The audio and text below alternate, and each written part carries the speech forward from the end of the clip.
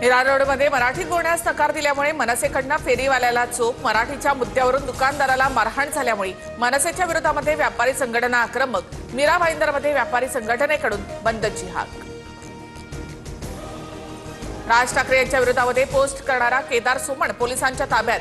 पोलिसांनी केदार सोमणला ताब्यात घेतल्यानंतर मनसे कार्यकर्ते पोलिसांच्या व्हॅनवर धावून गेले। केदार सोमण यांना चोप देणार मनसे कार्यकर्त्यांचा इशारा।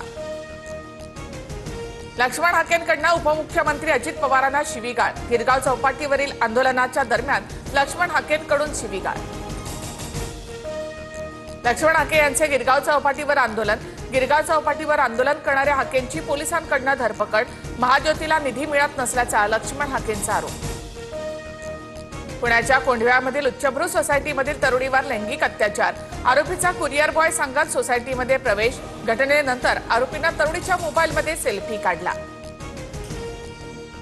दिशा सालियन प्रकरणी एसआयटीकडून प्रतिज्ञापत्र सादर, मृत्यू प्रकरणामध्ये घातपात दिसत नाही, दिशा मृत्यूआधी मद्यधुंद अवस्थेमध्ये होती, प्रतिज्ञापत्रात उल्लेख। तर सतीश सालियन यांची याचिका फेटाळावी, मुंबई पोलिसांची विनंती। राणेंनी आदित्य ठाकरेंची नाक घासून माफी मागावी, दिशा प्रकरणी राणेंनी आदित्य ठाकरेंवर केलेल्या आरोपांवरून निशाणा। पंढरीच्या वारीमध्ये अर्बन नक्षलवाद्यांचा शिरकाव, शिंदेच्या शिवसेनेमधील आमदार मनीषा कायंदेंचा खळबळजनक दावा, तर प्रकरणाची चौकशी करून कारवाई होईल, उपमुख्यमंत्री शिंदेंचं आश्वासन। सरकारकडून वारीला बदनाम करण्याचा प्रयत्न, अर्बन नक्षलवादाच्या कायंदेंच्या दाव्यानंतर दानवेंचा आरोप। लाडकी बहीण योजनेचा लाभ घेतलेल्या सरकारी कर्मचाऱ्यांचा लाभ बंद, महिला बालविकास मंत्री आदिती तटकरे यांचं लेखी उत्तर।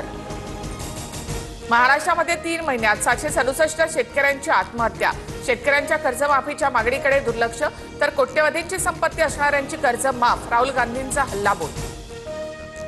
सिंधुदुर्गमधील कुडाळमध्ये मुसळधार पावसामुळे पूरस्थिती निर्माण, घरांना पाण्याचा वेढा, पावशी शेलतेवाडीमध्ये काही घरांमध्ये पाणी शिरलं। नवी मुंबईतील ऐरोलीमध्ये सुरक्षा भिंत कोसळली, घटना सीसीटीव्ही कॅमेऱ्यामध्ये कैद, कोसळल्यामुळे 4 दुचाकी थेट खड्ड्यामध्ये पडल्या। नंदुरबारमधील नेसू नदीला पूर, अंत्यसंस्कारासाठी स्थानिकांचा नदीमधून जीवघेणा प्रवास, स्मशानभूमीमध्ये जाण्यासाठी पूल नाही।